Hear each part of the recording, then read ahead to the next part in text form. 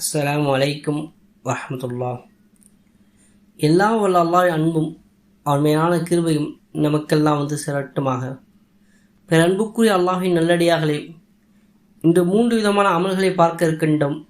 முதலாவது, ஒருவர் ஆட்சியாளராக இருக்கின்றார், அல்லது அரசராக இருக்கின்றார், அல்லது ஏதேனும் ஒரு மிகப்பெரிய பதவி இருக்கின்றார், தலைவராக இருக்கின்றார்.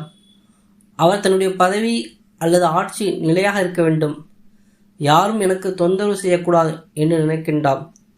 அவர் தினசரி 662 முறை யா முத்தகப்பிர் என்பதை ஓதி வர வேண்டும். இதனை 662 நாட்கள் தினமும் ஓதி வர வேண்டும்.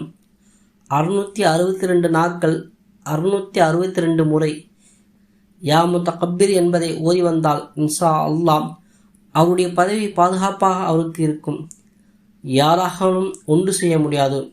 662 நாட்கள் நிறைவு செய்ய வேண்டும். அவருடைய அந்தஸ்து பாதுகாக்கப்படும், அவருடைய பதவி பாதுகாக்கப்படும். அவரிடம் வேலை செய்யும் நபர்கள் அல்லது அவரை சார்ந்து இருக்கும் மக்கள் அவருக்கு எதிராக எந்த ஒரு சூழ்ச்சியிலும் ஈடுபட மாட்டார்கள்.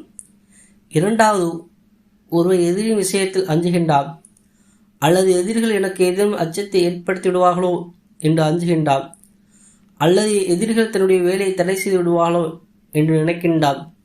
அப்பொழுது அவர் தன்னுடைய பெயரில் அபுஜஹல் எண்ணிக்கை எழுத வேண்டும்.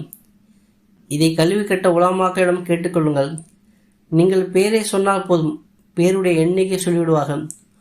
உதாரணத்துக்கு 111 முறை என்று சொன்னால் 111 முறை எண்ணிக்கை யா முத்தகப்பிர் என்பதை ஊதி வர வேண்டும்.